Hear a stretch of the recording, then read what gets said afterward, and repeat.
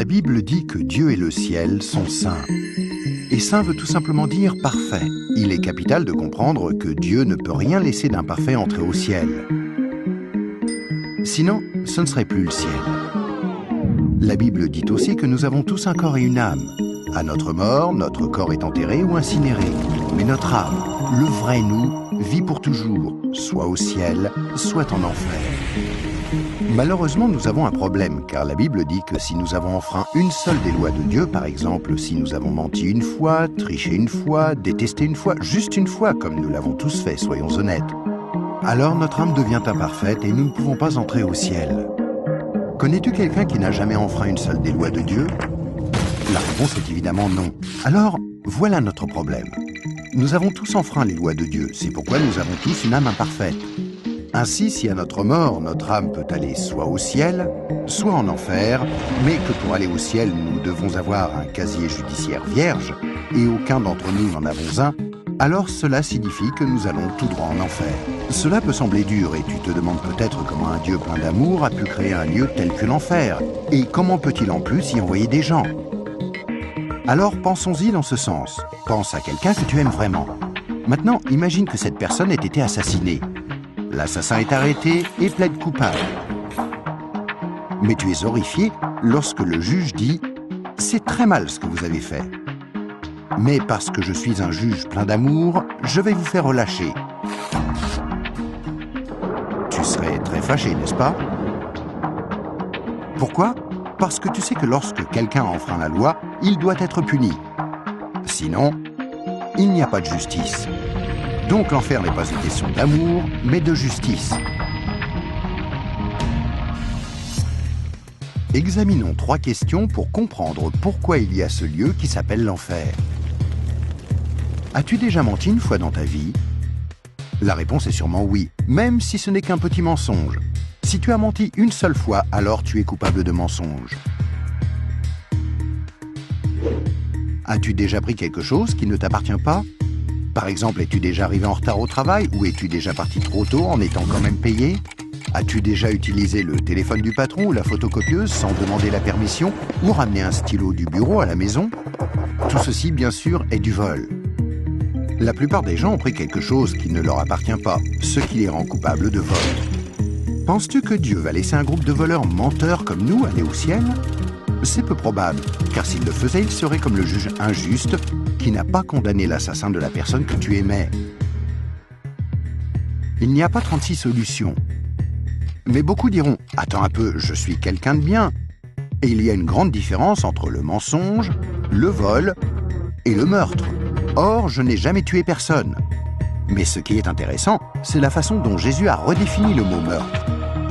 Il a dit « Si vous avez détesté quelqu'un dans votre cœur, vous l'avez tué dans votre cœur. » Alors, voici la dernière question.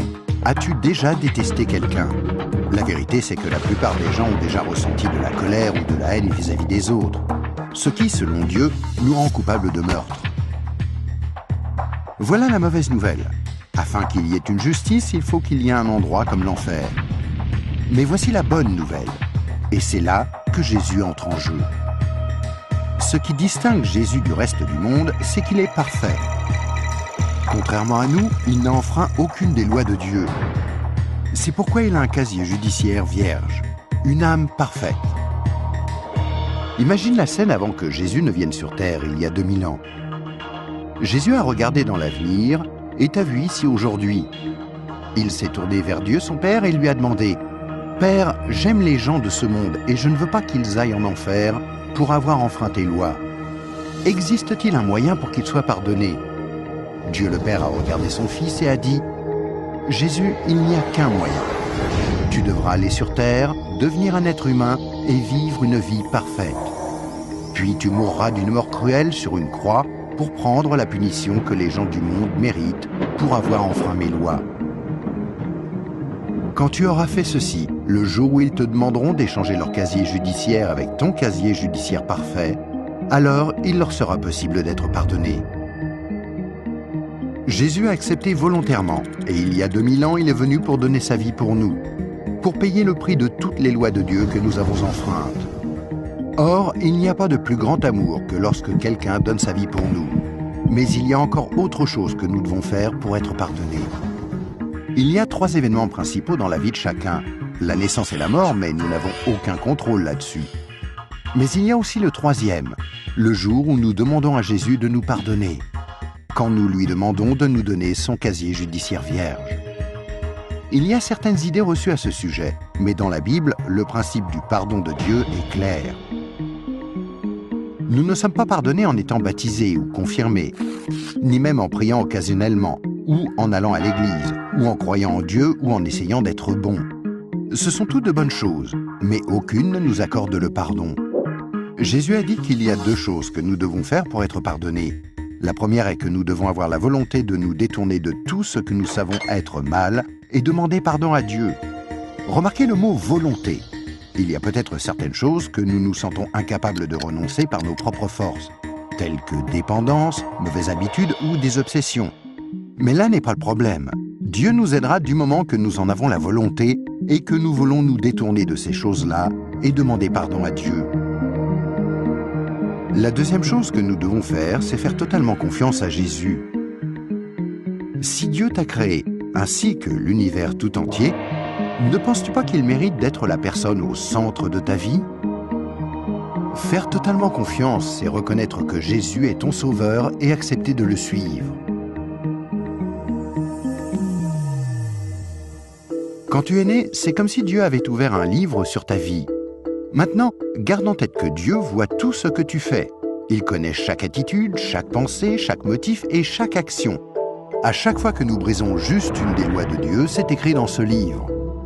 Tu imagines bien qu'à la fin de nos vies, il y a toute une bibliothèque de livres contre nous.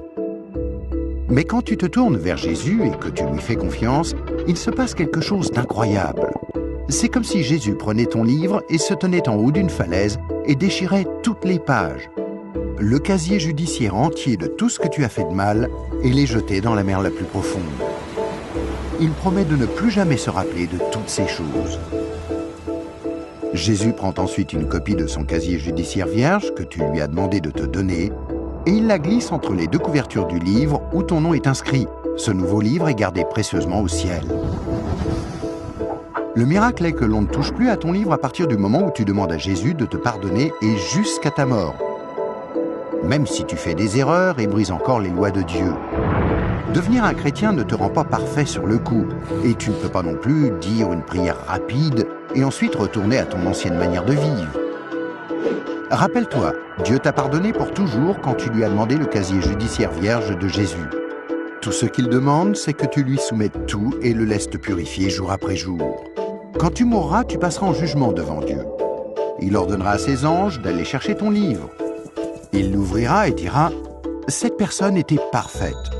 Et tu répondras « Non, je ne l'étais pas. J'ai enfreint tes lois. Est-ce que je ne mérite pas d'aller en enfer ?» Et Jésus te dira « Selon la justice, tu mérites d'aller en enfer.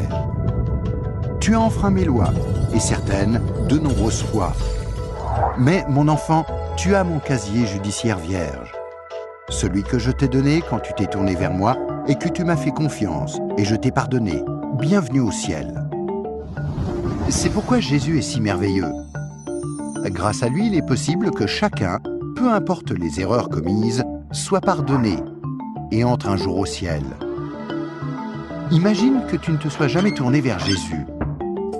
Pense à ce qui pourrait t'arriver. Quand tu mourras, tu iras devant Dieu lors du jugement et Dieu te dira « Je suis désolé, je ne peux pas te laisser entrer au ciel, je dois t'envoyer en enfer. Tu ne m'as jamais demandé de te pardonner. Je t'aimais tellement que j'ai tenté par 6 façons différentes d'attirer ton attention. Premièrement, je suis mort sur la croix pour prendre sur moi ta punition. Deuxièmement, quelqu'un t'a expliqué d'une manière simple que tu pouvais être pardonné. Troisièmement, il y avait des églises à travers le monde. Certaines étaient bonnes, d'autres moins bonnes. Tu aurais pu trouver les bonnes. Quatrièmement, je t'ai donné une conscience pour que tu distingues le bien du mal. Cinquièmement, j'ai créé un monde si beau. Comment as-tu pu ignorer ma présence? Et sixièmement, je suis ressuscité des morts, afin de prouver que je suis Dieu, et que tout ce que j'ai dit était vrai. Mais tu n'as encore rien fait. Je suis désolé, je ne peux pas te laisser entrer au ciel. Je dois t'envoyer en enfer. Et toi, si tu meurs ce soir, où iras-tu? Rappelle-toi, pour entrer au ciel, il faut un casier judiciaire vierge, que tu ne peux avoir sans avoir demandé à Jésus de te donner le sien. Afin de recevoir ce don gratuit, tu dois faire seulement 2 choses. Tout d'abord, tu dois vouloir te détourner de tout ce qui est mauvais dans ta vie et demander pardon à Jésus. Et deuxièmement, tu dois faire totalement confiance à Jésus. À moins de faire ces 2 choses, il t'est impossible d'être pardonné et à ta mort, il te sera impossible d'entrer au ciel. Ce qui est affreusement triste, parce que c'est la raison pour laquelle Jésus est mort pour toi.